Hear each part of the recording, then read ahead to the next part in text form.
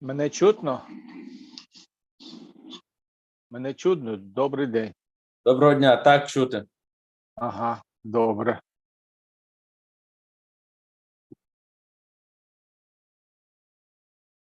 Так, доброго дня, чути, добре.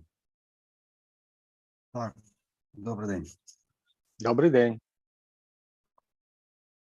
Тему нашого лектора будемо розпочинати рівно 18 годині. Гаразд. Дякую. Дякую вам.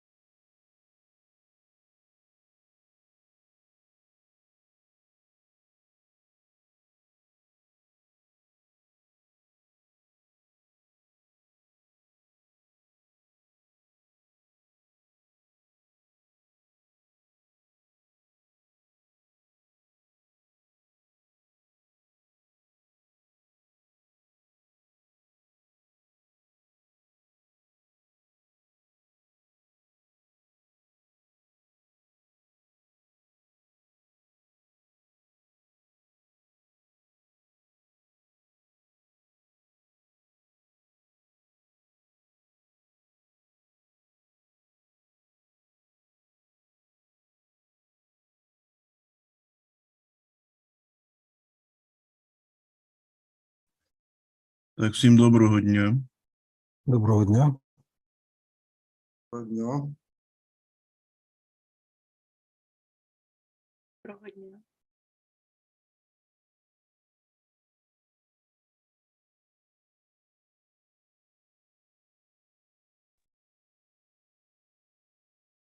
Hello. Dzień dobry. Dzień dobry. Dzień dobry, witam serdecznie. Witam serdecznie Dobry też. dzień. Mamy jeszcze 3 minuty. Czekamy wszystkich uczestników i w 5 godzin będzie zaczynać. Dobrze? Dobrze, dobrze, oczywiście. Ja jestem gotowy, więc tylko proszę powiedzieć, kiedy i zaczniemy. A może włączyć prezentację, że to potrzebuję. Tak, tak. Mam spróbować. przygotowaną, tylko potrzebuję uprawnienia. Nie wiem, czy pan mi tam dał. Tak, może Tak? spróbować. Okej. Tak. Mhm. Dobra, to ja spróbuję już. Spróbuję uruchomić od razu.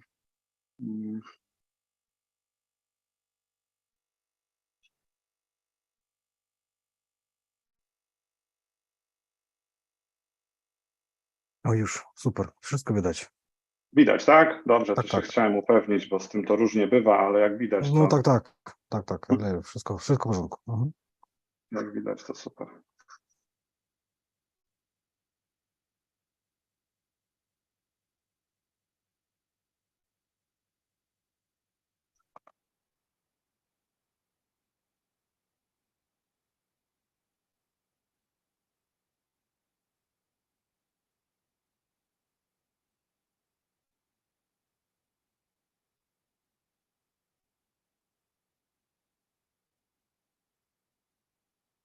Так працює. Угу.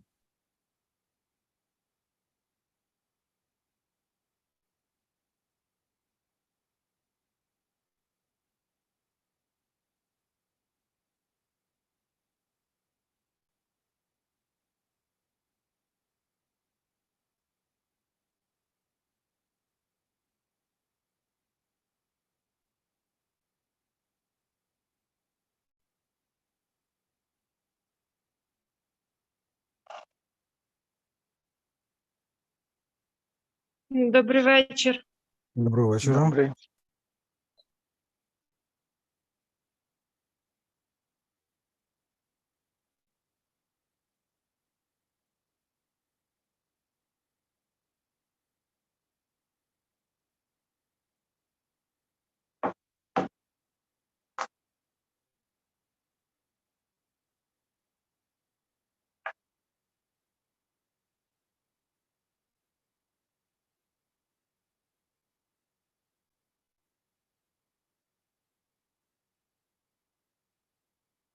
Шановні колеги, маємо 18 годину час київський. Сьогодні в нас плану лекція «Академічний тюторинг в теорії та практиці». Лектор, доктор Лукаш Даніель. Пане докторze, możemy zaczynać. Okay, thank you very much. Good afternoon once again. Добрий вечір всім. Дякую вас. Okay. Maybe let me start with introducing myself. My name is Łukasz Daniel. As you can see here, I represent the Department of Political Studies that operates in the Institute of Political Science, Sociology and Philosophy at the Krakow University of Economics. And additionally, I'm also the director of the program that is also, its name is given here, it's UEK, so the acronym of my university, Honors Vice Program. I will try to explain you exactly the meaning of these different terms in the second part of this meeting, which will be dedicated to the description of this program. Добрий день усім. Я Прzepraszam. радий. Насамперед, дозвольте представитись. Мене звуть Лукаш Даніель. Я кандидат наук. Я являюся директором програми, однієї з галузей в рамках програми WISE. Ця галузь зветься UEK. Це кафедра політичних досліджень, яка працює на базі факультету, яка працює на базі Краківського економічного університету. Я займаюся політичною соціологією і філософією.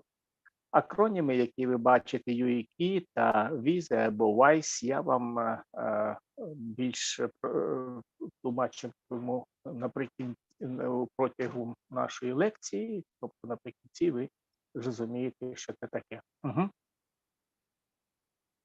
Okay, and I was invited to this project, and I was invited to have this meeting with you in order to share my experience with personalized education, with individual education.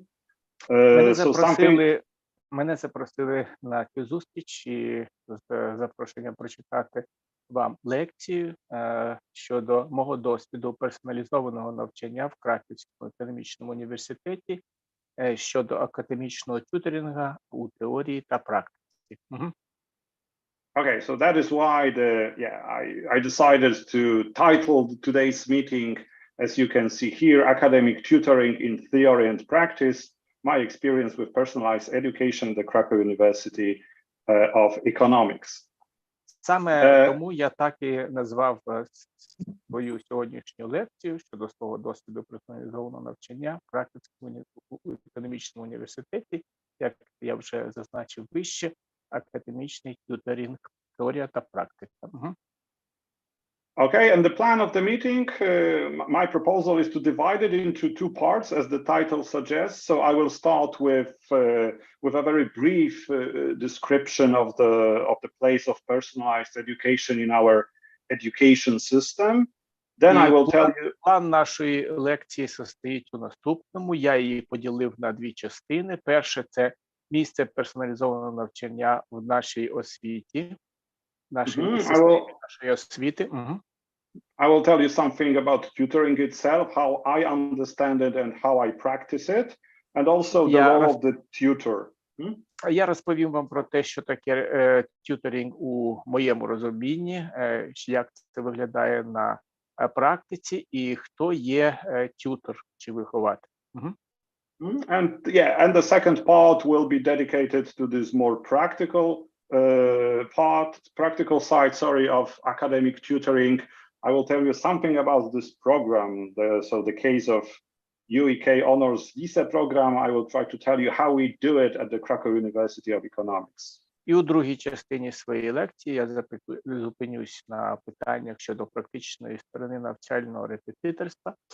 Це кейс у вигляді реалізації програми UEK, і Honors, і WISE або WISE. Я розповім вам, що це таке. Yes, I was asked how many hours, 2 or 3, will I need for that, and I said 3, but please do not worry. If we finish earlier, I will not keep you here.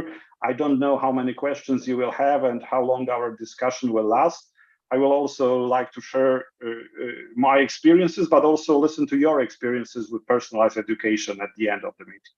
Від початку нашої співпраці мені задали запитання щодо того, скільки часу я потребую на викладення цієї лекції, 2 чи 3. Я зазначив 3, але не турбуйтесь, я не буду вас затримувати занадто довго. Це буде залежати також від ваших запитань, а також я буду очікувати вислухати від вас ваш досвід щодо тюторингу, якщо такий є. Okay, so let's start. Добре, тож розпочнемо. Okay, so the place of personalized education within our education system. I know that you are all academic teachers, just like I am. So you exactly know what I mean. Our education system is based on the concept of mass education. This is what we do every day. Добре, ця система працює таким чином. Я розумію, що ви також академічні викладачі, такі ж самі, як і я, і ви розумієте, про що йде мова. Тобто наша система освіти побудована на основі концепції масової освіти. So in other words, we meet with groups of students, right? With groups of our pupils, our students. These groups are smaller or bigger. Sometimes they are large, right? Sometimes we give lectures to more than 100 students. Sometimes we have practicals or workshops with smaller groups. Sometimes we have seminars. We prepare our students with their bachelor thesis, with their master thesis, but we meet with groups all the time. Тобто наша система освіти побудована і наша робота таким чином, що ми маємо справу з групою студентів. Група студентів може бути більшою чи меншою. Вона може наліковувати навіть сотню учащихся, до 100 студентів. Ми можемо розбивати цю групу на декілька маленьких співгруп. Ми можемо організовувати нашу роботу у формі лекцій, семінарів чи воркшопів. Ми можемо також займатися такими питаннями, як розглядати курсові чи дипломні роботи. And the tools that we have, our educational tools, so tools of mass education, are very limited. They may be compared to what you can see here, a kind of set of wooden building blocks. І інструментарії, яким ми користуємося у процесі викладання матеріалу, вони можуть, інструментарій може бути різноманітним, його можна графічно зобразити, як ви бачите на екрані, у формі таких дерев'яних блоків різної форми. Well, the problem with these tools that we have in mass education is that we give only one solution. We show only one way to the whole group of people, the group of people which is very differentiated. But in the mass education, everyone fits exactly in the same way. І проблема, яка якраз і полягає в тому, що цей інструментарій дозволяє нам викласти студентам лише запропонувати один тип вирішення задачі. Але ж група, вона налічує багато людей, які відрізняються один від одного за своїм рівнем, за іншими характеристиками і таке інше. And it may be compared in a way to, well, this kind of educational production line, right? We do exactly the same thing over and over again, year after year. We meet with groups of students. We do our job. Of course, sometimes we put more emphasis on changing what we teach, but generally, it sometimes resembles a production line like this one here.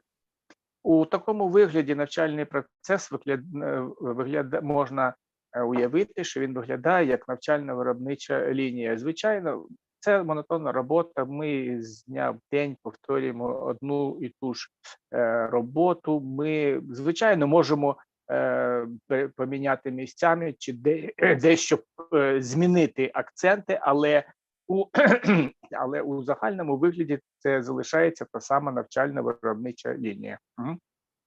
Of course, mass education has also its advantages, has also its pros. I'm not disqualifying mass education altogether, because thanks to mass education, a lot of people can get this education, okay? From the point of view of those who are in charge of schools, universities, it's easier, it's cheaper. So mass education has also a lot of positive sides. Звичайно, я не хочу дискредитувати ідею масової освіти. Вона має свої позитивні, як негативні, але також і позитивні риси. Завдяки цій системі величезна маса людей навчається в начальних, середніх школах та вищих учбових закладах. However, I guess that after some time of doing the same thing over and over again, we may get a bit frustrated, okay? We as teachers have the impression that this mass education doesn't fulfill the definition of what can be called full education. Але якщо слідувати цій системі і працювати в такій манері, то подекуди у нас ми впадаємо, так би мовити, у фрустрацію. І ми починаємо підспудно відчувати, що ця система освіти, вона не виконує свою головну функцію передачі знання. Yes, because full education is not only about knowledge itself. Of course, knowledge is important. Knowledge is the key part of education, and we owe our students this knowledge. But full education is also about social skills that the young people we are dealing with should acquire in order to find themselves in different social situations. And it is also about shaping their character. Звичайно, що освіта, знання є важливою частиною повної освіти, але вона не охоплює повністю поняття повної освіти. Вона також включає в себе набуття студентами соціальних навичок, окрім передачі знання, соціальні навички, а також вона сприяє виробленню характеру студента. Of course, there is something like individualized education as well, and we practice it. I don't know how often, but we sometimes have the impression that we should try also individualized education. And we have also some tools for that.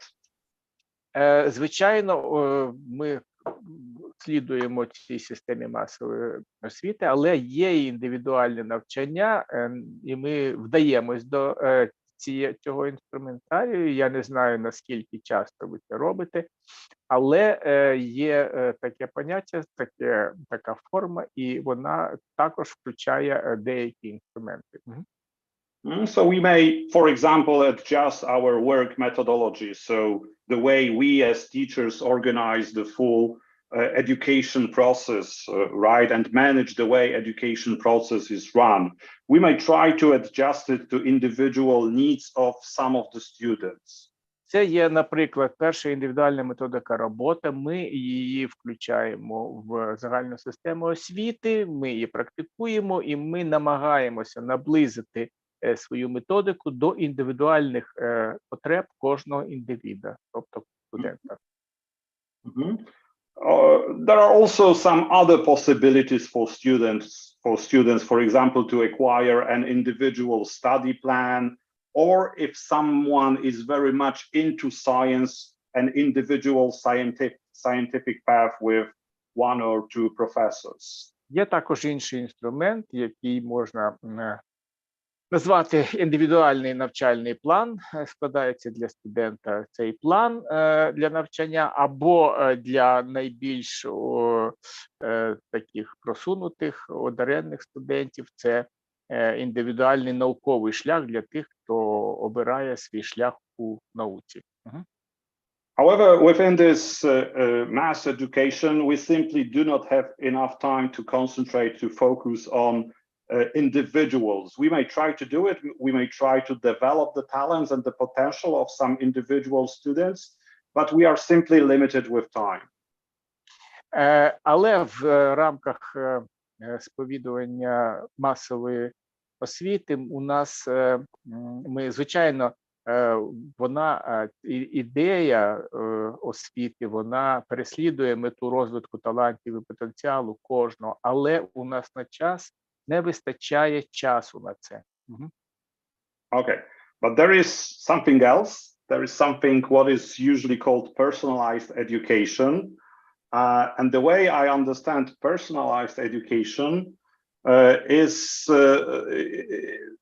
that it is simply something more than individualized education. If we make another step, if we go one step further, we get what we call personalized education.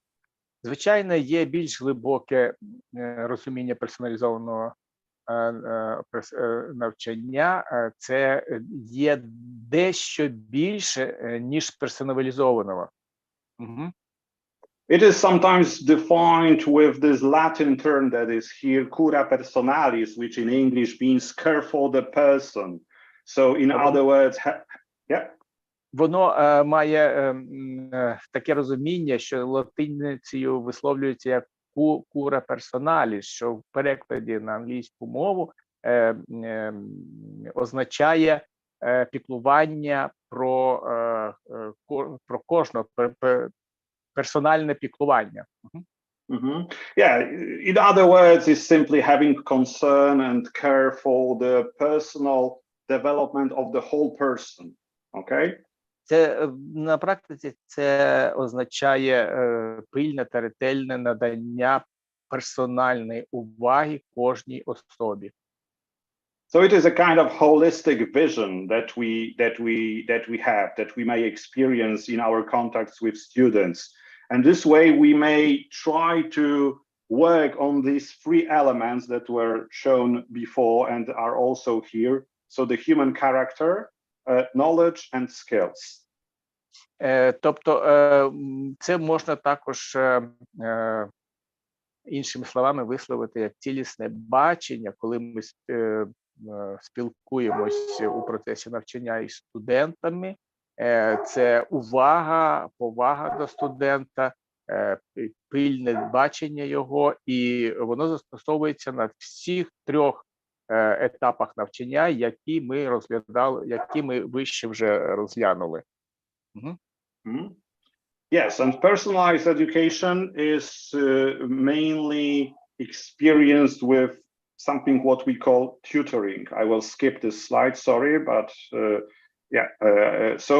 now let's try to define what tutoring means.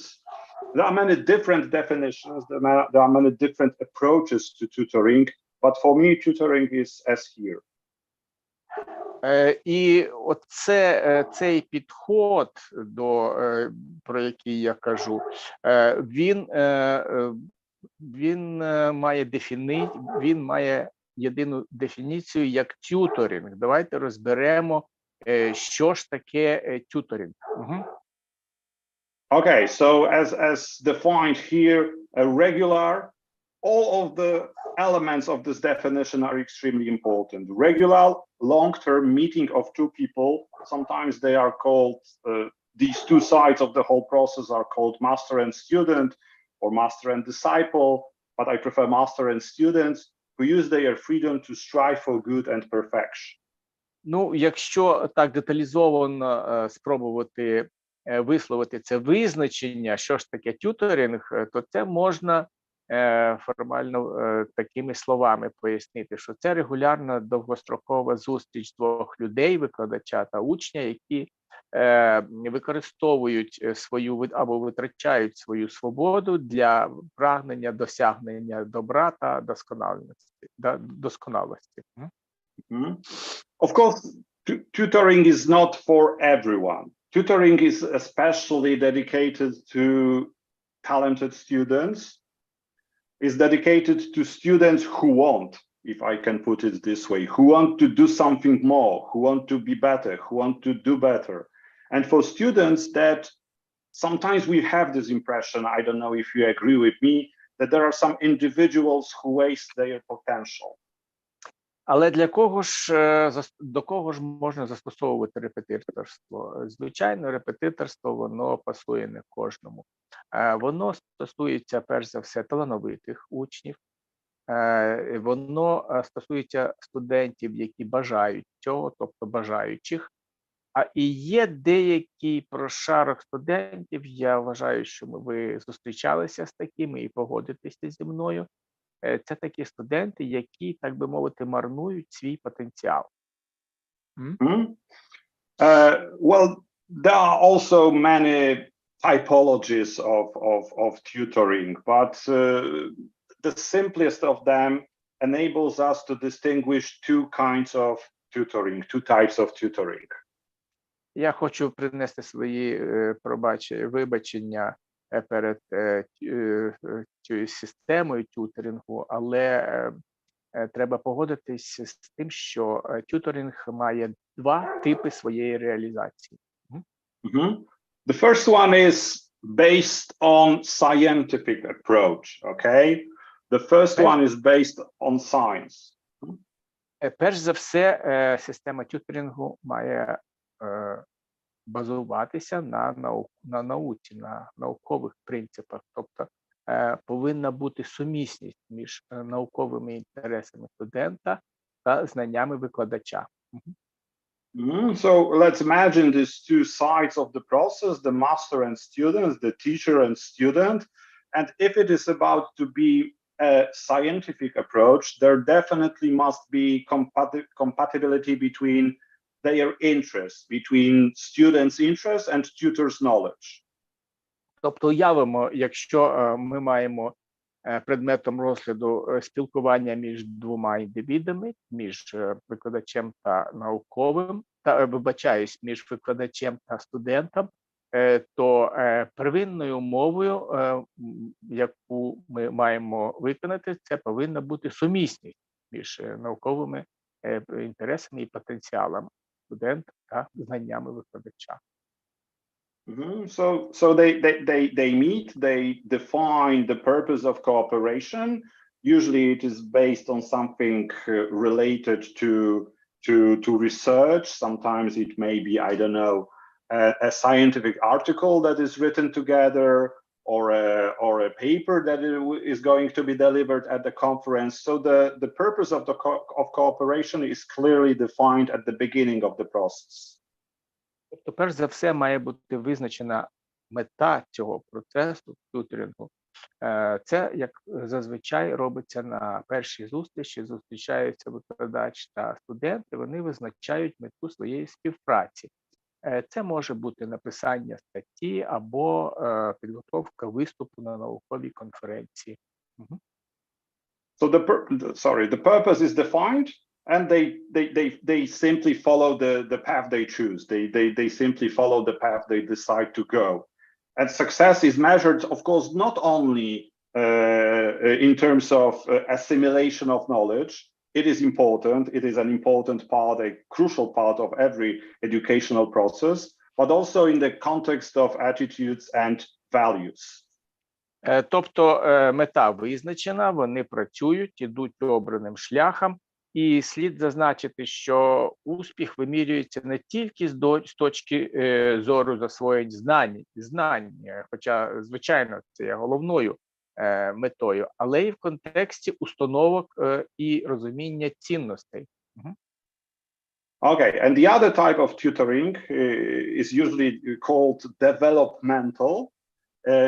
It differs much from the first type, from the scientific one, because here the compatibility of the interest between the tutor and the student is not so crucial. Here, the ability to lead the students is definitely more important. І другий тип тюторингу – це є тюторинг, так би мовити, розвитковий.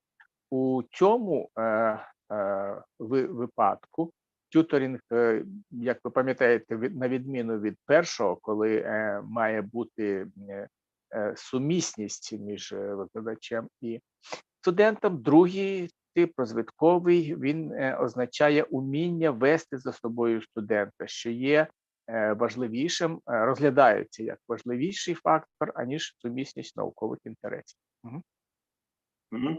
So what is crucial here is the ability of the tutor to explore and find students' interests. Okay, so there are many different paths, there are many different possibilities that may be chosen by these two sides of the process.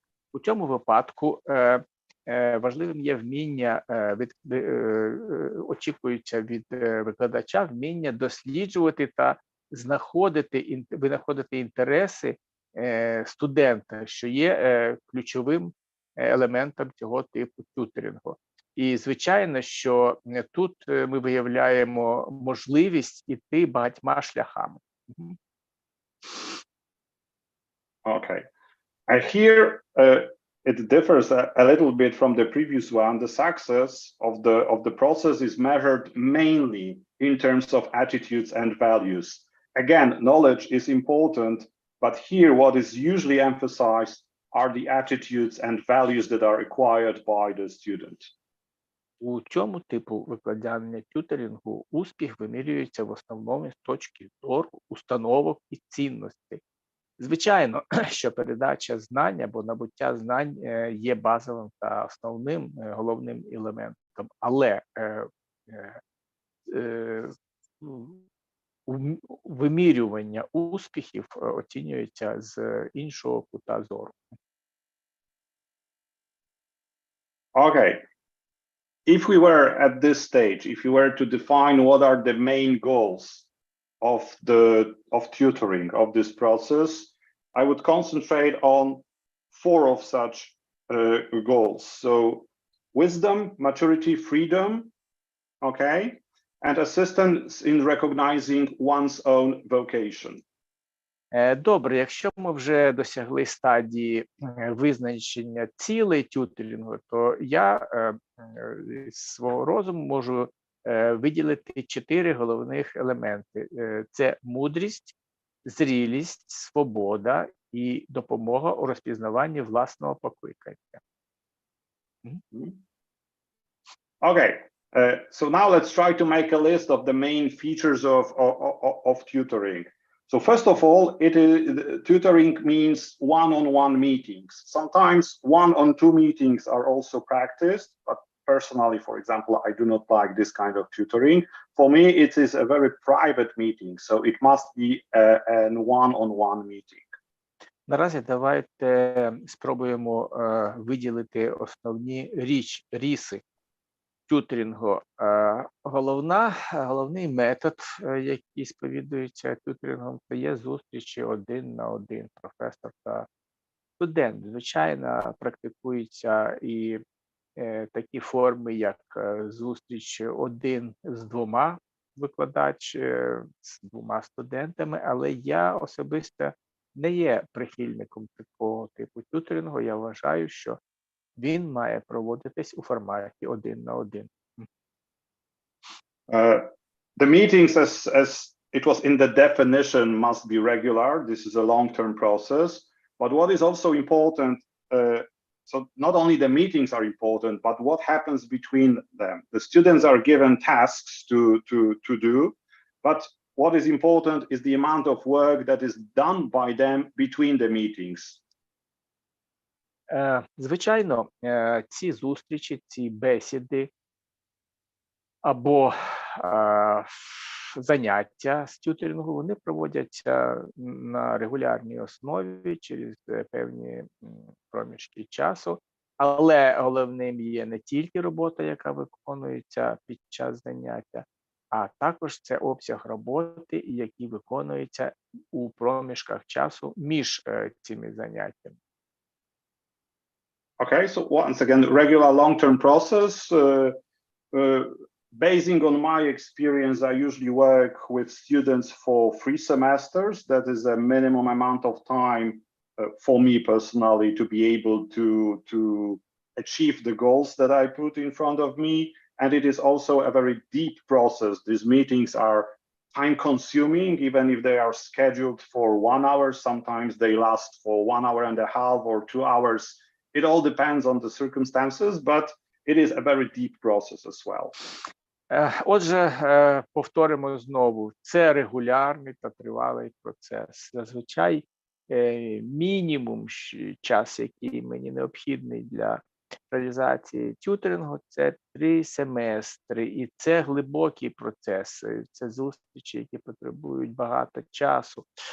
Хоча передбачається зазвичай, що зустріч триватиме 1 годину, але я продовжую цей час до 1,5 або навіть до 2 годин. Okay, so these 2 sides are clearly defined. It's the master and student, the teacher and student. But during the meeting, when the doors are closed, it is simply a meeting of 2 people of equal status, 2 equal people. Наступне, що слід мати на увазі, хоча це заняття, це зустріч вчителя та учня, але слід також розглядати ці зустрічі, які проводяться за зачиненими дверима. Це зустріч 2 людей, 2 особистостей, а не тільки вчитель і студент. Okay, and what is also important as a feature of tutoring is, I wrote here, this is not a therapy. Tutoring is not about solving some problems that occurred in the past. tutoring is about future. It's about shaping these students, their characters. It's about helping them find a way. So it's all about the future. Слід також пам'ятати таку відмінну рису тюторингу, що це праця на майбутнє. На майбутнє. Тобто ми працюємо на майбутнє, а не на минуле. Це не терапія. Тюторинг не спрямований на вирішення проблем, які накопичились у минулому, а погляд має бути спрямований на майбутнє.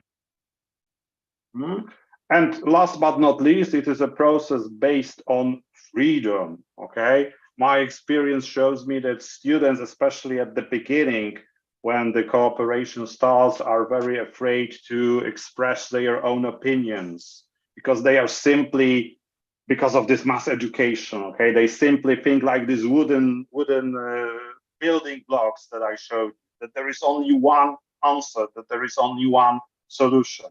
And during the tutorials, during these meetings, the student must be absolutely free to express his or her own opinions.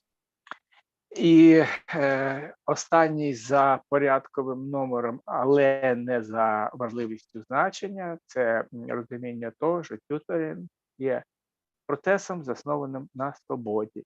Тобто, що я маю на увазі? На початку занять у рамках тюторингу студенти дуже часто густо побоюються висловлювати свою власну думку. Ця вада притаманна студентам, вони були навчені в умовах масової освіти. Пам'ятаєте ту нашу світлину, там, де були зображені інструменти у вигляді дерев'яних блоків, які посували до отворів. Тобто вони звикли, що їм нав'язують якесь одне рішення. У тюторингу базові засади зовсім інші. Okay, so what tutor does? That's another question. So now it is a question about the teacher, about the tutor. What is his main role, or what is what he should do simply? First of all, he should see the potential of an individual, of the student. Добре, тепер перейдемо до завдань тютора чи репетитора. Що ж він має робити? Перш за все, він має бачити потенціал студента. As already said, the role of the tutor is also to focus on the future, okay, not on the past. Далі, це те, про що я вже згадував, роль вчителя має бути в тому, що його погляд має бути спрямований на майбутнє, а не на минуле. Each of us has strong and weak sides. The role of the tutor in his contact, in his cooperation with the students is to enhance the strong sides and help student neutralize his or her weaknesses. Інше, про що я теж вже казав, засновуючись на власному досвіді, професор чи викладач, він має спиратися на те, що віднаходити та спиратися на сильні сторони студента і у той же час допомагати йому нейтралізувати його слабкі сторони. For me, one of the most important duties of every tutor is to motivate the student. Okay, the students usually lack motivation, and our role as tutors is also to help motivate them, to stimulate them, to learn, to acquire knowledge, of course, as well, but also to look for effective solutions, to look for effective actions. Інше завдання викладача – це є стимуляція і мотивація студента до навчання, змушувати його відшукувати ефективне рішення та вживати відповідних дій для досягнення своєї мети. При цьому всьому, звичайно ж, ми пам'ятаємо і маємо на увазі, що основною метою залишається передача знань. Tutor also, and that's an important role as well, is to help student make decisions. Decisions that are important for the student, of course, the decisions that are important for the future of the student. We need to remember that we work as tutors, we work with with young people who are just about to usually leave the university to graduate, and they need our assistance in order to help them find their way. Інше завдання викладача є допомога студенту в прийнятті важливих для них рішень. Ми, звичайно, виходимо з того, що це молода людина, яка ще не має досвіду, і він відкритий до майбутнього. У нього немає ще певних орієнтирів, і роль викладача полягає саме у тому, щоб вже на цьому етапі прийняти важливі рішення, які будуть придатні студенту в майбутньому. Okay, and I could also add here that the role of the tutor is also to help build a network of contacts for the student, and also it serves as a kind of model example for the student. So the proper conduct is important. The way the teacher performs tasks is important in this process as well. Ну і далі такі риси, які я визначив, це є завдання допомогти студенту створити мережу корисних контактів і також виробити у нього зразкову правильну поведінку для виконання завдань, так би мовити, алгоритм. Okay, so that was more or less my vision of tutoring, my vision of the role of the tutor. And to finish this theoretical part, I would like to show you some of the feedbacks given by the students that I worked with. Ну, це, підводячи рису, так би мовити, моє бачення і вироблені дефініції мною щодо системи тюторингу. І наразі я хочу привести вам зворотній зв'язок, отриманий від студентів у відповідь на практикування тюторингу. So usually, yes, after these 3 semesters of cooperation, we do evaluation, anonymous evaluation. So I will show you the answers given by students who experience tutoring in such evaluations at the end of the process. Тобто наразі я приведу результати анонімного опитування, яке проводилося за підсумками 3 семестрів практикування тюторингу. І наразі я вам повідомлю свідчення, які ми отримали від студентів під час цього анонімного опитування щодо ефекту тюторингу.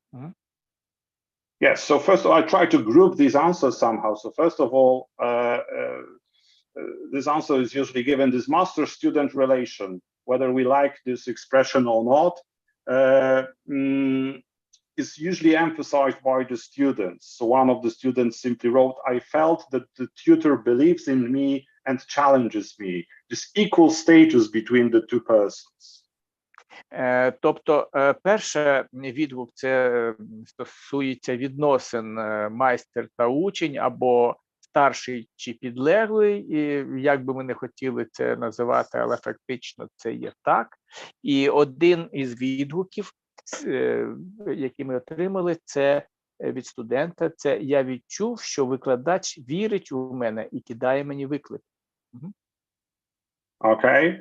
Another answer given by the student, I didn't know I was suitable for that. So discovering and developing of the potential of the students. І другий відгук, який ми отримали, я не знав, що я здатний на це. Це виявлення та розвиток наукового та особистісного потенціалу. Okay. Increasing internal motivation to learn, I really felt like it. Okay, so this kind of answer was also given. Такий тип відповіді також давався. Це підвищення внутрішньої мотивації до навчання. Мені насправді захотілося. От таке було написано у цій відповіді. Development of personal and social competences. So an important part that at the beginning when I try to define what full education means, for me, I also use this example. I learned to discuss and argue constructively. This is the problem of many students, that they simply are either afraid or unable to discuss and argue constructively. І це також було відзначено, це розвиток особистісних та соціальних компетенцій. Дослівно, це я навчився конструктивно дискутувати та сперечатися. Це було переборювання цієї вади, про яку я раніше вже згадував. Це побоювання висловлювати власну думку, якої навчала нас система масової освіти. Focusing on possibilities, focusing on the future, because what really matters is the future. I know better what I can do and what I want to achieve. This is also the problem of the students, that they start the university, but they really do not sometimes know why and what for. So this whole process helps them to find their way. Це також відчуття майбутнього для студента, це уявлення його майбутнього шляху, його розвитку, тому що зосередження на можливостях. Я краще знаю, що можу зробити і чого хочу досягти. Бо, відверто кажучи, подекуди на початку навчання, коли студент зачислений до університету, він смутно уявляє, досить таки невиразно уявляє собі своє майбутнє, тобто що буде після закінчення закладу. The values are also important, of course, in the whole educational process, no matter if it's mass education or more individual education, we should and we usually try to put emphasis on values. But sometimes, again, we do not have time, we do not have space for that. Here in this personal relation, there is always space for that.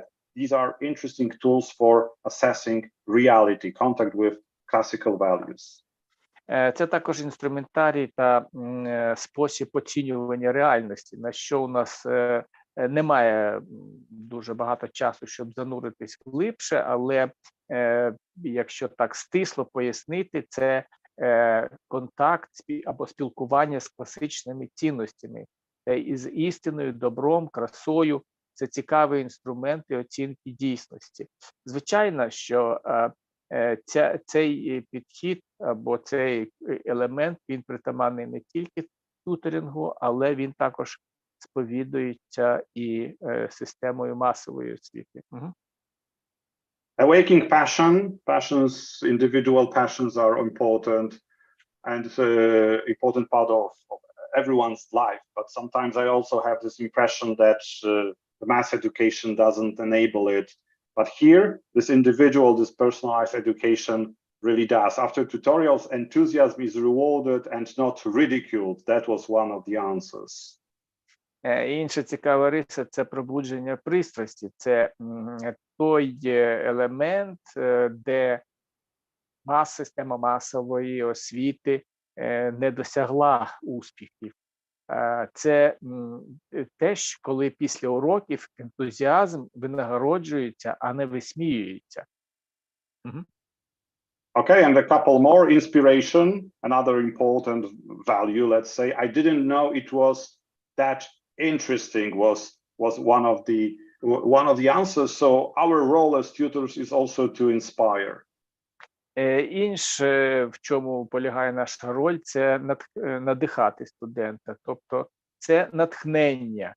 Я не знав, що це так цікаво, коли за підсумком заняття студент так висловлюється, то ми досягли своєї мети. Okay. I guess that you will agree with me that, well, there are some activities that are very important for our personal development. And among them are definitely reading and writing. And our educational system doesn't really foster writing, doesn't really foster reading. Development of scientific potential for some individuals was also important. Now I know how to write in an interesting way, because students, for the tutorial, students usually write essays. Інше дуже важливий напрямок роботи і завдання, яке виконується тюторингом, це розвиток наукового потенціалу. Тепер я вмію цікаво писати. Цікаво писати і взагалі писати і читати – це вміння, які не передбачається виховувати в рамках системи масової освіти. Угу. When the student is only one element of the group, he feels simply or she as this element of the group, okay, not an individual.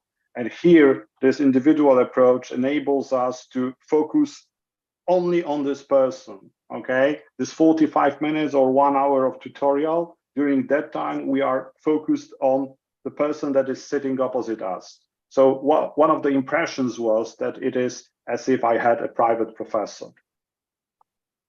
Інший цікавий ефект, який досягається системою тюторингу, це індивідуальний контакт з цікавою людиною. Це відчуття, начебто у мене є свій особистий приват-професор. На відміну від того, коли викладач контактує з аудиторією, де студент відчуває себе лише елементом, одним з елементів загальної маси. Overcoming one's shyness is a great achievement. I worked with many students who were so shy that they simply were afraid to express any opinions at the beginning, but after 2 or 3 semesters of such individual meetings, they changed that much that I simply couldn't recognize them in this context. So personal development, overcoming one's shyness. Одним із справжніх великих досягнень, які я відзначаю для себе у тюторингу, це є особистий розвиток, це чудова можливість подолати свою сором'язливість. Я хочу зазначити, що деякі студенти на початку наших контактів були настільки сором'язливі, що вони взагалі соромилися висловлювати власну думку. І ефект, я хочу визнати, ефект був такий, що подекуди наприкінці наших занять я не впізнавав свого студента. The ability to organize properly our work is also important. You will definitely agree with me. And students usually have problems with that. So one of the sides of the success of this process is also this progress in work organization. This is how I understand this feedback. I learned perseverance, which is very important for success. Одним з інших вимірювання успіхів, яких досягає система тюторингу, це успіхи в організації роботи студента. Тобто студент каже, що я навчився наполегливості, що дуже важливо для успіху. Я вважаю, що наполегливість – це та важлива риса, з якою ви не можете не погодитись, що це є важливим. And to finish with, this individualism is given in a lot of answers, this focus on individualism. So the ability of the teacher, of the tutor, to focus on individual needs and predispositions of a student. One of the answers was simply, so far, I haven't had the opportunity to focus on what really interests me. Ну і на закінчення кваліфікації цих завдань і важливих рис слід зазначити індивідуальність. Тобто адаптація зустрічі до індивідуальних потреб і схильностей студента. Іншими словами, як це висловлюють своє ставлення самі студенти, вони кажуть, що поки що я не мав можливості зосередитись на тому, що мене дійсно цікавить. Тобто віднайдення внутрішнього потенціалу та концентрації на ньому. Okay, so that was more or less what I prepared with regard to the first part. So my vision of tutoring, my students' vision of tutoring, how we do it, how I do it. So my adventure with personalized education and my understanding of personalized education. And now in the second part, as it was in the plan, I would like to tell you something about this mysterious program, UEK Honors Visa Program.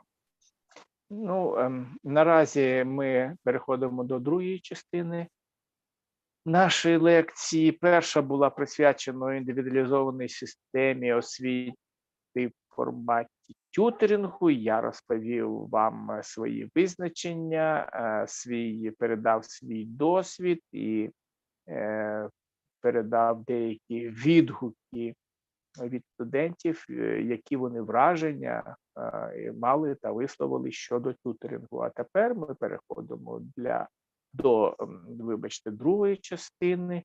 Розглянемо кейс оцих таємничих акронімів програми UEK і Honors і WISE. Okay. So yes, very briefly, because this program that I will focus on came into force this year in spring, but it is based on the program that we established at the Krakow University of Economics more than 10 years ago. And we called it WISE, which is the acronym of the Polish Wydziałowa Indywidualna Ścieżka Edukacyjna, that can be translated as the faculty's individual educational path, but of course it's at the same time the English term WISE. Faculty, individual, could you repeat it, please? Educational path. Educational path. Окей. Окей. Okay. І тепер щодо цієї програми, вона називається, якщо цей акронім скласти разом та з англійської перевести, вона буде звучати як мудрий. Насправді це є програма, яку ми запровадили з початку цього року, але її витоки поринають своїм корінням десятирічної давнини і розшифровується на польській мові ця програма як научний шлях освіти, факультет віднайдення шляху освіти. Щось таке. Coś takiego, okay.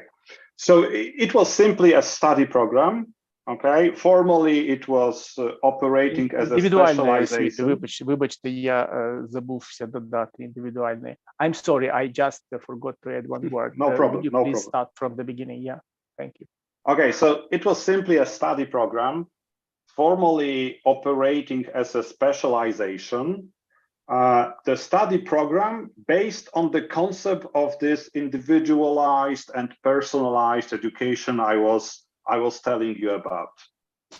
Це насправді це просто одна з учбових програм, яка можна її назвати спеціалізацією, і вона була заснована на цій індивідуалізованій системі тюторингу, про яку я вам розповідав у попередній частині.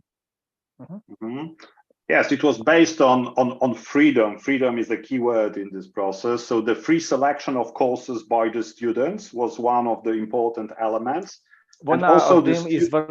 Одним із важливих елементів це була свобода, тобто свобода надана студентам у виборі предметів, яких вони будуть навчатися.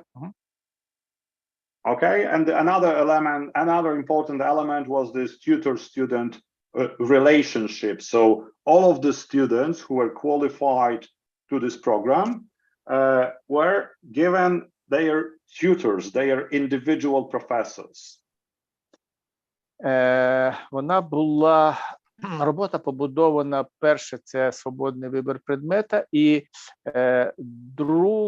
другий параметр – це вона побудована на відносинах між викладачем та студентом. Yeah, it was 11 years ago when we started this program, this old visa, but it was becoming more and more popular. As I told you, it was initially operating only in one of our faculties, but it was becoming more and more popular. So we decided, I say we because it's not only me, there's a group of teachers who are working on this program.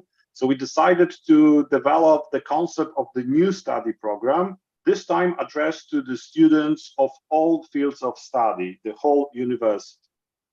Тобто, я вже казав, що ця розробка цієї програми, вона має 10-річний досвід, і від початку вона розпочалася із запровадження на нашому факультеті. Нами, я кажу нами, бо я не єдиний, хто бере в цьому участь, є група викладачів, хто займається цією проблемою. І від початку це просто вона формалізувалася як нова учбова програма. So we took into account the standards, the European standards of so-called honors education. I don't know if you know these standards and generally honors education, but there is a special organization, European Honors Council, and such honors programs are operating at many Western universities, for example, in the Benelux countries, but also in United Kingdom. І вона базується також на європейських стандартах освіти з відзнакою. Я не знаю, чи є у вас таке поняття, така форма. Вона працює на засадах керівних принципів Європейської ради пошани. І вона враховує досвід багатьох західноєвропейських університетів, а також вона практикується у Об'єднаному Королівстві.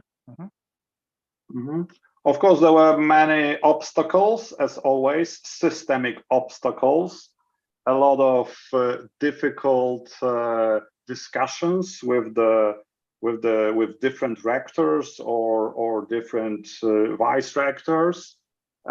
We were supposed to implement this program in 2020, but then, as you know, pandemic came, so finally we managed to do it this year. Звичайно, що як і кожне нововведення, ця система стикалася із багатьма системними перешкодами, із перешкодами з боку окремих ректорів, віце-ректорів. І на початку ми мали плани запровадити цю систему у 2020 році, але ж, як ви пам'ятаєте, пандемія ковіду, вона дещо поламала наші плани. So what are the main assumptions, the preliminary assumption? This is the program, as I said, already addressed to the students of all faculties, but only to full-time students, because it would be impossible to implement it also for the part-time students. And it is not a study program. It is some kind of supplement to the compulsory education content which is provided within existing study programs. Хочу вам зазначити попередні передумови запровадження цієї програми. Вона, перш за все, має у фокусі або адресована студентам денної форми навчання. Звичайно, охопити студентів всіх формів навчання, їх занадто багато, вона не в змозі. Слід також зазначити, що це не є не окремим навчанням, а це є лише доповнення змісту обов'язкової освіти. Okay. Another preliminary assumption is that this program is based on the principles of interdisciplinarity. I really believe in interpersonality in terms of the development of individuals. So yes, it is based on the principles of interdisciplinarity. That is a very important feature of the program. Другою відмінною рисою є те, що програма побудована на основі принципів міждисциплінарності. Особливо я вірю, я сповідую цей принцип і вважаю, що для розвитку особистості і справжнього спеціаліста необхідно застосовувати цей принцип. So to develop this interdisciplinarity, to provide this interdisciplinarity, this program also introduces some special courses, additional courses for students who participate in it. They are called honors courses, and they are simply based on interdisciplinarity. Далі для того, щоб запровадити цей принцип міждисциплінарності у життя, щоб його реалізувати, програма запроваджує додаткові курси, які допомагають студентам саме оволодіти міждисциплінарними знаннями. Okay. The duration, so how long it lasts, with regard to undergraduate students, it is in the second half of their studies. In Poland, these are 6 semesters altogether when it comes to undergraduate programs. So this program is implemented from the 4th semester to the 6th semester, so for a total of 3 semesters of studies. And for the postgraduate, which in Poland lasts for 2 years, so 4 semesters, this program is implemented for the last 2 semesters. Тепер щодо тривалості цієї програми. Ця програма розрахована на студентів другої половини навчання, тобто відповідно до польської системи це передвипускними з 4 по 6 семестр, тобто загалом 3 семестри. Це бакалаврат і навчання в аспірантурі з 3 по 4 семестр, загалом 2 семестри. Okay. It is an elite program. It is designed like that. So not a lot of students can participate in that program. On the undergraduate level, the admission limit is 20 students, and the postgraduate studies only 10 students. Елітарний підхід до запровадження цієї програми диктує обмеження прийняття до складу цієї програми. Вона розрахована на 20 осіб у рамках бакалаврату, а також в аспірантуру в цю програму набирають 10 осіб. And to become part of this program, students or volunteers or those who want to participate in that program, they need to successfully pass the recruitment process that consists of 2 stages. In the first stage, they simply need to submit their application. Okay, they need to send their letter of motivation, their CV. They need to also have an average above 4.0. They also need to send an academic essay, so they need to collect all the documents and send their application. Процедура набору студентів у цю програму має 2 етапи, тобто це так званий двоетапний процес набору.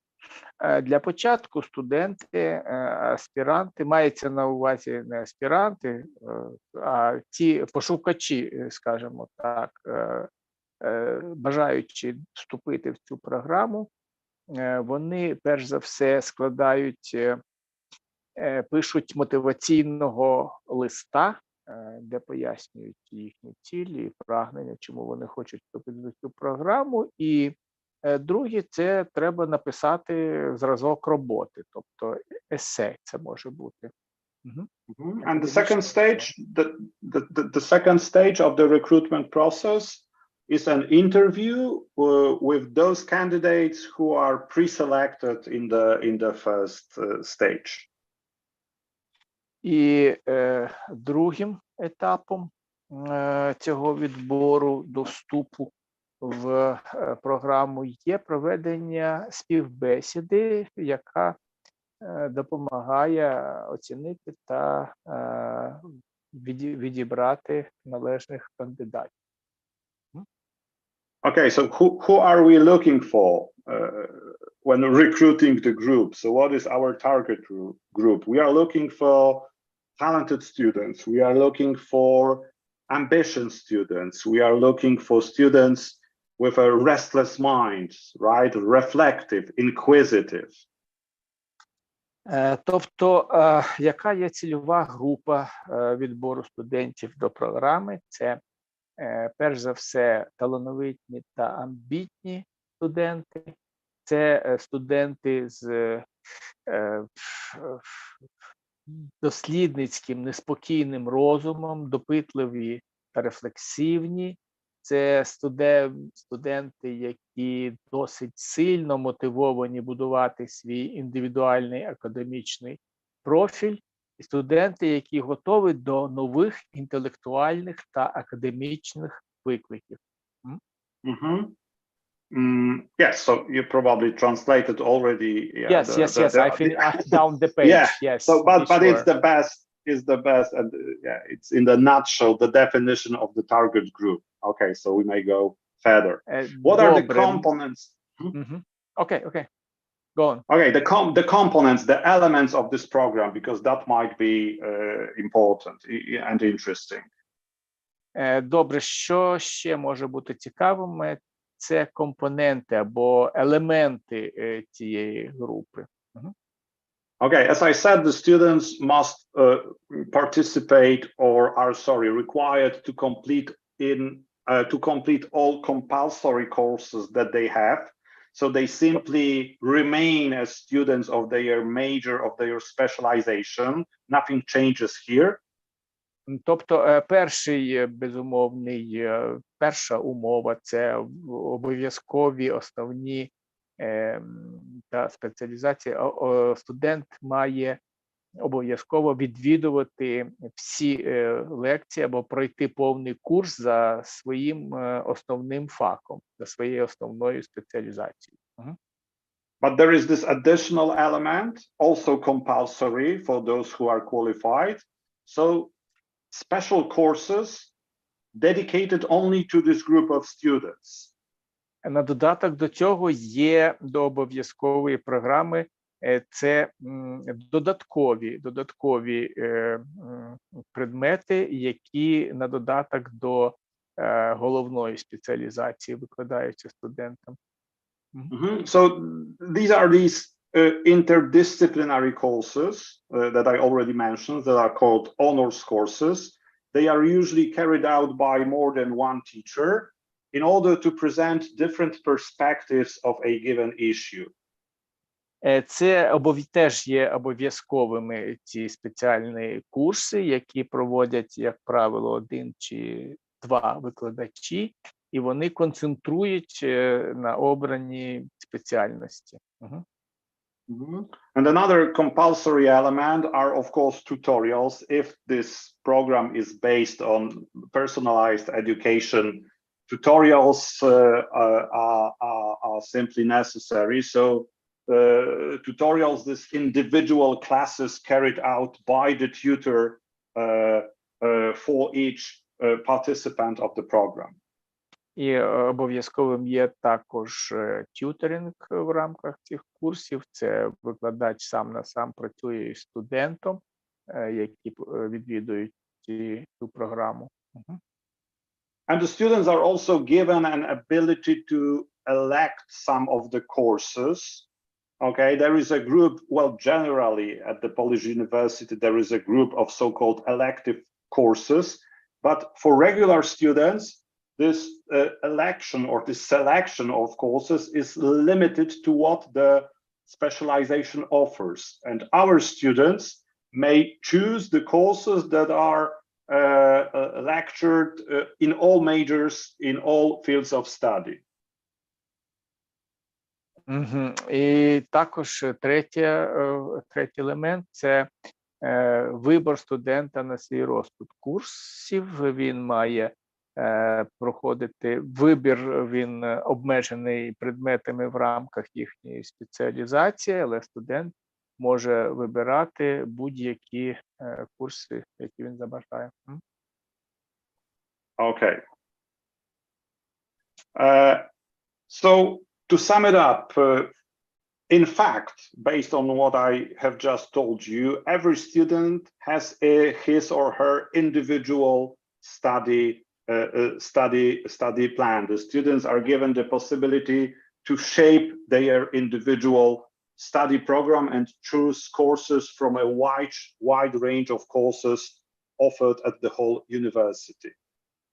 Тобто, підсумовуючи вище сказано, складові елементи цієї програми вміщують в собі таке. Перше – це індивідуальний навчальний план. Тобто він складається з набору курсів, які відбираються студентам, як ми вже сказали, за цією схемою із обов'язкових та додаткових курсів. Of course, academic tutoring, so this relationship between the tutor and the student. Звичайно, це обов'язковою умовою є академічний тюторинг, застосування цього методу під час проходження курсів в рамках програми. Such meetings with the tutor are held every 3 weeks, these tutorials. Заняття з тюторингу, які проводяться викладачем два рази на 2 times a week or 2 times a month. 2 times a month, every 2 weeks, 2 times a month. Кожні 2 тижні, тобто двічі на місяць. Okay, but of course we treat the students, the participants of this program as a special group. So we also organize every month one additional event dedicated only to these students. These might be some additional workshops. This might be some debates or meetings or trainings or any other activities. І враховуючи те, що ми розглядаємо цю групу як щось особливе, то ми проводимо для неї щомісячні додаткові заходи. Це можуть бути на кшталт заходів, таких як семінари, як воркшопи, як проведення конференцій, таке інше. Annual symposium is another inherent part of this program. It is organized by our students, by the students of the program, and it is also a very special event because it enables the students to meet a lot of interesting people from different fields of life. І іншим органічним елементом цієї програми є проведення щорічного симпозіуму. Симпозіум є дуже важлива частина. Він проводиться у такій обстановці, коли студенти, вона є дуже цікавою, тому що студенти можуть не тільки спілкуватися і обмінюватися своїми досягненнями, але це є нагодою зустрічі з багатьма цікавими людьми. And an academic community, it is something that we try to build, an academic community consisting of the students, of the graduates as well of this university, the community that is based on principles of tolerance, cooperation. Our students and graduates simply know each other. They have a lot of opportunities to meet, they support each other, they learn from each other. Ну, і це всі ці, так би мовити, кроки, вони слугують загальній меті створити тісну академічну спільноту. Тобто в процесі співпраці цієї програми передбачається, що будуть розвиватися такі риси у студентів, як толерантність, співробітництва та підтримка один одного. Okay. Well, the values are important as well, but I will skip this part. And the main advantages of participation in this program from the students' point of view, that will be the last issue that I would like to discuss with you. І останнє питання, яке я хочу з вами обговорити сьогодні, це переваги, тобто вигоди, які студенти отримують від участі у цій програмі. So yes, those who graduate, those who finish this program, they obtain a special honors degree, which is a diploma of higher rank. Such a diploma is recognized abroad, which also increases the possibility of studying in other countries, and it broadens professional prospects in an international dimension. Excuse me, one clarification for me. Other diplomas are not recognized abroad? Do you mean it's beyond No, the Bologna process? No. It's not about Bologna process. It's simply a special distinction that is written in the diploma that is recognized. But not that only these diplomas are recognized, because I misunderstood your point that only those diplomas are recognized abroad. No, not only those, only those, but it's a special addition to a diploma. Yes, okay. So we had red diplomas during COVID. So, окей. Вибачаюсь за уточнення. Тобто, перш за все, перевагою є те, що студент отримує диплом з відзнакою, так званий диплом пошани. Ну, якщо порівняти, скажімо, з радянських часів були червоні дипломи, так? Вони теж визнаються, як і всі інші дипломи, визнаються за кордоном, але він надає студенту, отримувачу цього диплому, деякі переваги над іншими. And thanks to tutoring, thanks to these honors courses, these additional courses, the students are able to acquire broad knowledge in a specific field, working, for example, with a tutor, and broaden their horizons. І завдяки індивідуальному підходу, тюторингу, студенту ця система дозволяє набуття більш широких знань у певній галузі, а також певною мірою розширити його кругозор. Okay. They are not limited to their study program. As I told you, with regard to these elective courses, they may go beyond the study program in a given field of study. It all depends which way they want to go, but they have this possibility. Студентам також вона розширює загальну освіту, загальний курс, вона шляхом того, що вона надає можливість студенту виходу за межі навчальної програми в даній галузі навчання, і таким чином він сам обирає і визначаючи для себе найбільш важливі риси, які б він хотів в рамках спеціалізації отримати. The selection of courses also gives them the opportunity to select the courses that are conducted by recognized by respected academic teachers. For regular students, they do not have this choice, they do not have this possibility to go beyond the field of study, but also to select a course with a teacher that they would like to have. Іншою перевагою для студентів, які брали чи беруть участь в рамках навчання, в рамках цієї програми, є також привілея можливості брати участь у курсах, які проводять визнані та шановані академічні викладачі. Це та можливість, якої позбавлений широкий загал інших студентів.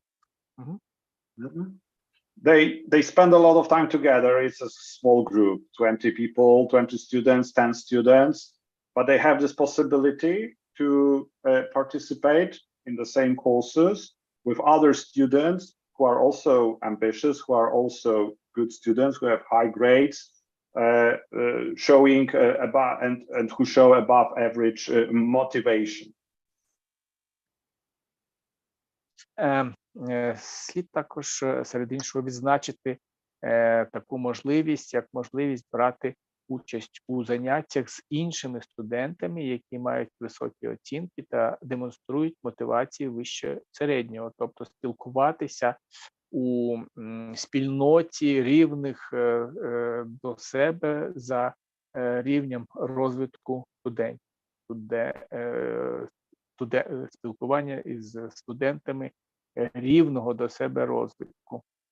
Мгм. Freedom, once again, this freedom is extremely important. A key term that lies behind the idea of this program is freedom. So the freedom also to shape one's own educational path, to adjust it to the individual expectations, interests, and ambitions. Друга важлива риса, яка стоїть за лаштунками цього поняття свободи, це є свобода формувати власний освітній шлях і пристосовувати його до власних очікувань, інтересів та амбіцій. These individual meetings, I'm sure that they should be listed here as one of the most important advantages of participating in this program, this tutorial, this one-on-one meetings that I was telling you about, this special form of individualist education. Ну і важливим придбанням, це є, про що я вам вище згадував, найважливішою рисою є, звичайно, проведення індивідуальних занять з репетитором, так звані tutorials, які є особливою формою індивідуального навчання, як я вам казав, це спілкування один на один з професором. And this tutor, the role of the tutor is crucial as well. Serves as a kind of master, but he serves also as a kind of supervisor during the whole program, this private professor, we may call him this way. And also the students are able to select their tutor according to their interests.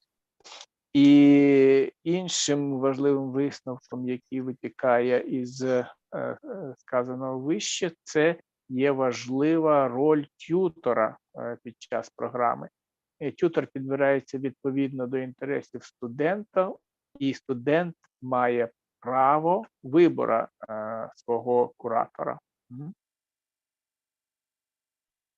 Okay, so that would be all. That's all I prepared when it comes to the second part as well. I really hope you enjoyed. Затим хочу відзначити, що це все, що я вам хотів доповісти під час сьогоднішньої лекції. Я дуже дякую вас усіх. So thank you very much for your attention. And of course, yeah, we have some time left. So I would like to have some interaction with you, some discussion. Maybe you yourselves have some experience with personalized education. So I would like also you to share with me your experience and your advantages with personalized education. Ну, я вже сказав, що це все, що я хотів вам доповісти. У нас залишається 5 хвилин часу, тому я був би радий вислухати ваше запитання, або також вислухати, можливо, у деякого з вас є свій власний досвід щодо викладання у формі тюторингу.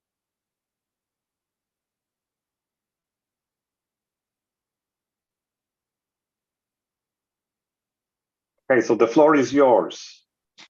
Слово вам надається. I only hope that you didn't fall asleep when I was talking. Ну, єдине сподівання, яке у мене залишається відтак, що ви принаймні не заснули під час моєї лекції.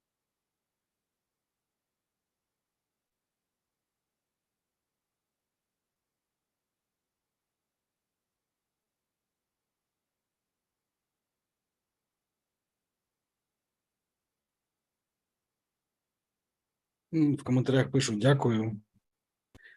Okay. Comments conveys to you many thanks. My pleasure, but could you give me any kind of feedback whether that was, I don't know, in any way interesting from the point of view, from your point of view as teachers? Я дуже, звичайно, дякую вам за схвальні такі відгуки, але я хотів би почути якийсь зворотній зв'язок з вами, чи ви розглядаєте викладений матеріал в будь-якій ступені корисним для себе, як для викладача?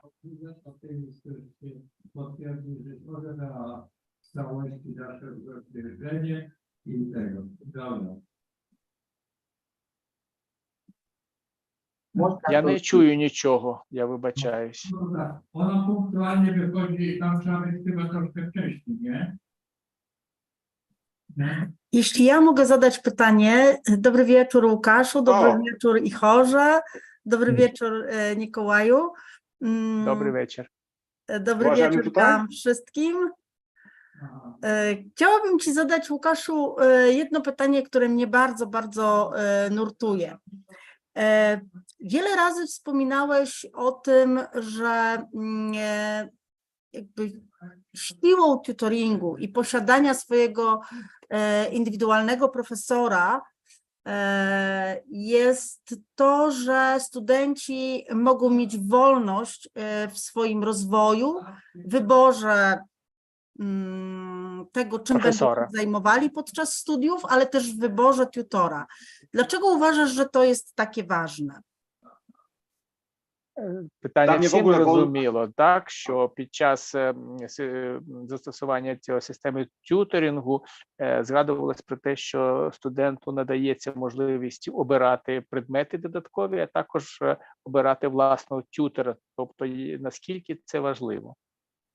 Чи вас правильно зрозумів? Znaczy, wolność jest wartością jedną z najważniejszych, to tak najogólniej, ale bardziej wchodząc w to pytanie, no, moje doświadczenie pokazuje, że studenci, którzy przechodzą przez uniwersytet, bardzo często nie mają okazji do tego, żeby właśnie pójść w tą stronę, w którą chcą. Oni idą w tą stronę, w którą ich wpycha system edukacji. Nawet jeśli czują, że to nie jest ten kierunek, to nic nie mogą zrobić, prawda, z tym. Więc ta wolność, którą dajemy studentom w tym programie, właśnie umożliwia im, przynajmniej częściowo, bo nie całkowicie, bo to też tak nie jest, że my zastępujemy edukację masową, bo my cały czas w niej tkwimy. My tylko poprzez ten program staramy się przemycić troszeczkę tego indywidualnego podejścia i trochę tej wolności, która umożliwi, żeby spędzić ten czas w najlepszy sposób, jak się da, ten czas przeznaczony na edukację z punktu widzenia zainteresowań samego studenta. Ну, на жаль, я, хоча і є на чверть поляком, моя бабця не навчила мене достатній польській мові, щоб я зрозумів та переклав, що пан професор сказав. Тобто, якщо була б якась допомога, я боюся вдатися хиби якоїсь. Я вибачаюсь ще раз. Ania, Пан Ігор, tłumacz. пан Ігор, може, ви допоможете, чи хто знає польську. No sobie почув, на жаль. Wybaczcie, ja nie przetłumaczę na ukraiński ani na angielski tego, co powiedział Łukasz, ale to, co powiedział, jest bardzo mądre, więc myślę, że Łukaszu, musisz to powiedzieć po angielsku, żeby Mikołaj mógł przetłumaczyć. Okay, the question was more or less about why, in my opinion, this freedom of choice of the path is that important. And I simply said that that regular students simply graduate without this possibility to participate in the courses that, for example, in the courses they would like to participate. Okay, we do not give them any freedom. We simply give them a ready-made study program, and we do not ask about their opinion. And here, for example, Перш за все, питання було задано в тому форматі, що у чому полягає оця важливість свободи, тобто свободи вибору шляху навчання. Справа в тому, що учбова програма, вона працює за встановленими канонами, і у студента немає змоги вибрати свій власний шлях. And in this program, we, of course, cannot give them full freedom because that's not the case, but we may try to incorporate into their educational process at least a little bit of freedom to select some of the courses with some of the teachers according to their interests, according to their specializations. І, звичайно ж, ми не можемо надати повну свободу студентам навіть в рамках цієї програми. Але ми можемо надати змогу запровадити деякі елементи щодо включення предметів та обрання викладачів відповідно, пристосовано до їхніх потреб індивідуальних. Окей. Thank you. Thank you.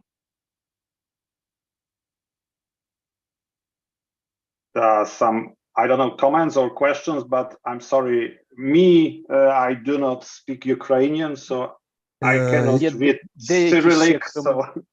І тут питання є, Микола, я озвучу. Яка загальна кількість студентів у вас та який з них відсоток талановитих студентів, з якими можна займатися більш поглиблено? What is the general amount or average amount of students which you have, your personally, your experience, and how much of them are really talented? How many students you have in your tutoring experience? In my tutoring, and how many out of them, how many were found really talented? Really talented, okay. Really talented, yeah. For me, the maximum number of students that you can work with individually during the academic year, for example, is 2 or 3. Okay, because it is very time consuming. It takes a lot of time, and you need to fully focus on their individual predispositions, on their individual approaches. So I usually have 2 or 3 students a year that I work with during these 2 or 3 semesters, as I told you. So yeah, that's the total number of students. How many of them are talented? All of them are talented, because the selection is very strict to this program. So we are able to select the students with real talents. Тобто я, оскільки навантаження часу дуже велике, то я не можу дозволити більше, ніж 2-3 студенти на рік. Тобто у мене 2-3, я викладаю в форматі тюторингу 2-3 студентам. І фокус роблю на індивідуальному підході. Що стосується, скільки з них є талановитими, то всі вони є талановитими з огляду на суворий відбірковий конкурс, за яким вони зачисляються у цю програму. І прошу ще питання. Система тюторингу, як вона врегульована в навчанні? Чи вбудована вона в болонську систему? Як нараховуються бали за неї? Чи як оцінюються? And another question is this tutoring, how it incorporated in the mass education program, and how you get the scores in the frame of Bologna system? Well, as I told you, we do not interfere with students' home majors and specializations. So we do not replace in any way their main field of study. So they follow this major, the specialization that they chose. So all of the rules of the Bologna process are also incorporated in that. It is a kind of supplement to their main major, to their specialization. So there is no conflict between this program as an additional one that they do with their main program. If I understood correctly the question. Evaluation and scores that you get for this program, additional scores, additional points. But with regard to grades, the grades that they get for the courses and for the tutorials, you mean the grades, the scores? I don't know. Першу половину я вам відповім, а друга половина питання – це бали. За що бали? За які студенти отримують бали? Чи як оцінити успіх студента в навчанні? How to evaluate the progress of student? Yeah.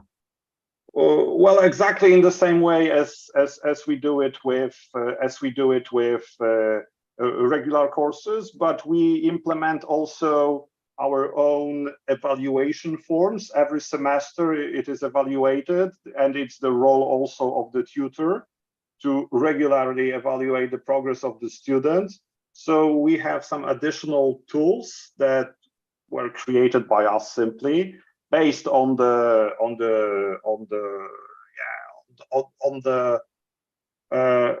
regular tools for evaluation. So they are very similar to the ones that we know. Добре, тобто на перше запитання відповідь буде така, що ми не перехрещуємось з основною спеціалізацією і не заміщуємо основну спеціалізацію. Тобто головний предмет, він іде сам по собі паралельно, і все це передбачено болонською системою. Ми працюємо як додаток. І оцінювання студентів проводяться на регулярній основі, вони базуються на власній оцінці, яка надається самим викладачем.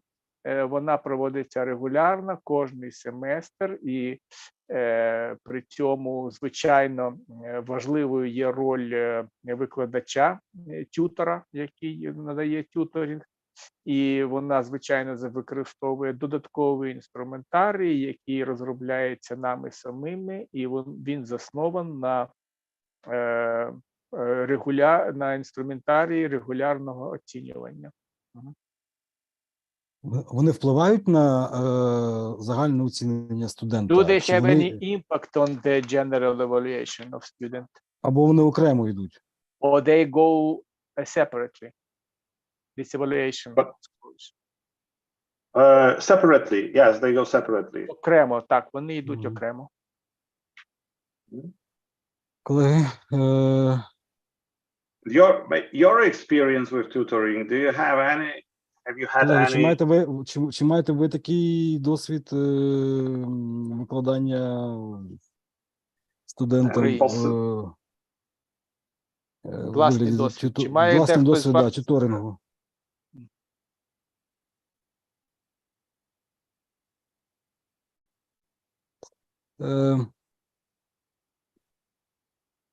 Тюторинг для нас, ну, для мене нова форма навчання та взаємодії з студентами. Ваша лекція, безпечно, для мене корисна і пізнавальна. Тобто, на жаль, our meeting was very useful and preemptive for me because the tutoring is something new for us, a new form of education. Я так розумію, просто в Україні немає такої форми, як тюторинг, тому використання... Type of, ви можете не перерватися, я буду паралельно перекладати. We do not have in Ukraine that kind of education like tutoring. Є питання в Світлани Бабич та в Дем'яна Войтовича. Да. Можете задати вголос. Прошу задати вголос.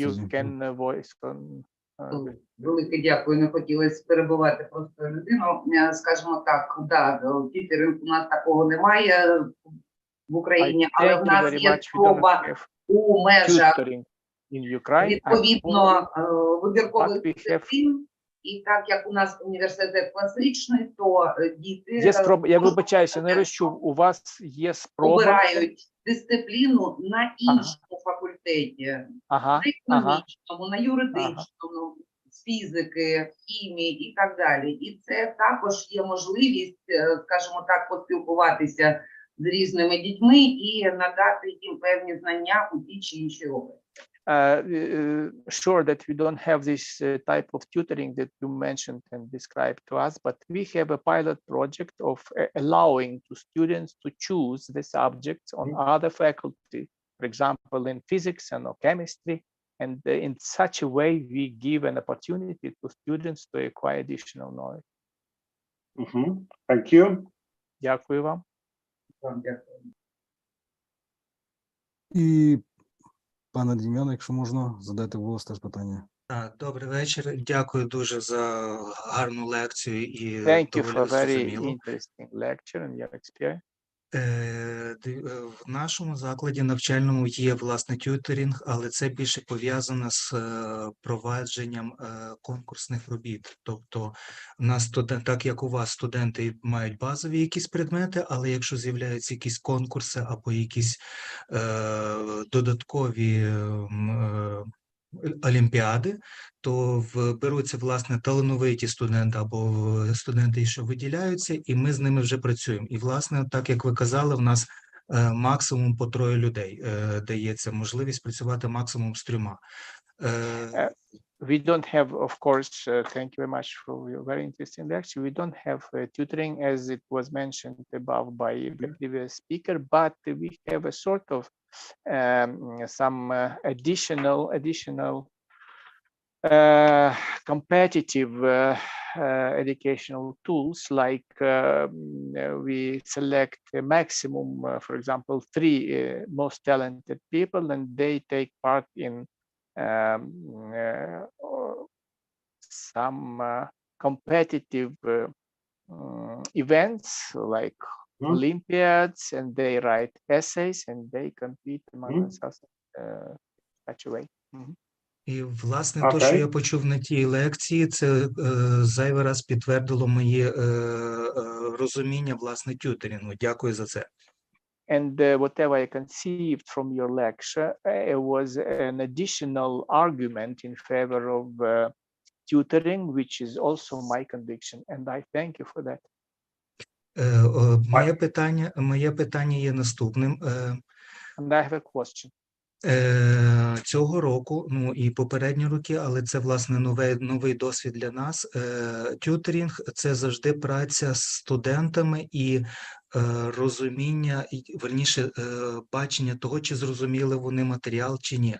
Але ми цього року стикнулись, власне, з онлайн-консультаціями і онлайн спілкуванням. І це дуже насправді погіршує якість спілкування зі студентами. Чи ви можете порадити якісь бачення або якийсь можливий момент вирішення цього питання? Можливо, Анна допоможе нам цього питання. Tutoring is very interesting and a useful tool, but this year we have encountered the problem with the introduction of this system. Because of the current situation, you know that we were forced to introduce the online education. And as we remember, one of the main tasks of tutoring to understand the conceiving of material by students, we encounter some difficulties while we have this online form of education currently. So the question is, could you please suggest something to us in this situation? Well, yeah, to be honest with you, I may say that I really hate online education. The experience of the pandemic was one of the worst that I had. Будучи відвертим з вами, я можу зізнатися, що я ненавиджу освіту онлайн, і стикнувшись з цією проблемою під час пандемії, я був дуже незадоволений цим. But on the other hand, my experience tells me that individual meetings, because of course the personal contact is really important between the student and the teacher, between the teacher and the group of students. Але з іншого боку, я вже вам дав зрозуміти, що дуже важливим є індивідуальний підхід між студентом і професором або професором та невеликою групою студентів. But to be honest, individual meetings that I, of course, had to hold online as well, were not that bad compared to the meetings with groups of students, because when you are one-on-one, first of all, probably your experience is the same. Most of you have switched off your cameras, and that's exactly the thing what students do. But when you are online, one-on-one, the student's camera is always on. Але в той же час я хочу зазначити, що не так уже і погано обстоять ці справи, тому що коли ми пам'ятаємо, що основним принципом є спілкування віч-навіч, у вас є екран, є камера, і вона спрямована під час спілкування на студента, і ви фактично, я не відкидаю ці можливості, так, і я практикую цю форму, і вона досить таки підтвердила свою життєздатність. So the one-on-one meeting, even online, forces you to focus your full attention on the other person, and it works both ways. So it is not that bad as, I don't know, group or lectures that are held for the whole group. І хочу сказати, що врешті-решт це не так уже і погано, тому що спілкування онлайн, воно дозволяє вам виконувати ті ж функції, що і наживо. Тобто ви спілкуєтесь віч-навіч безпосередньо з одним студентом, і ви досягаєте такої мети, яка є відмінною від того, як ви спілкуєтесь з цілою аудиторією. Ця система змушує вас фокусуватися на одній персоні, на одному студенту. Okay, so I don't know if I answered the question, but I tried. Не знаю, Thank чи you. я задовольнив своєю відповіддю вас, але я, принаймні, спробував це. Дякую. Дякую вам. I thank you. Да, в нас в коментарях теж thank you very much, it's so interesting information, it was useful information, thank you. Тому, певно, будемо завершувати наш, ми вже перелімітили час. Дякую. Thank you so much, пані Лукаш. Thank you, Аня. Якщо є ще питання або коментарі, можемо Well, if задати. there are any other questions or comments, you're welcome to take the floor. Вибачаюсь. Переклав. Yeah. I would like to also thank you for your participation, and even if you do not have any questions now, maybe in the future you will experience some kind of or participate in some kind of personalized education.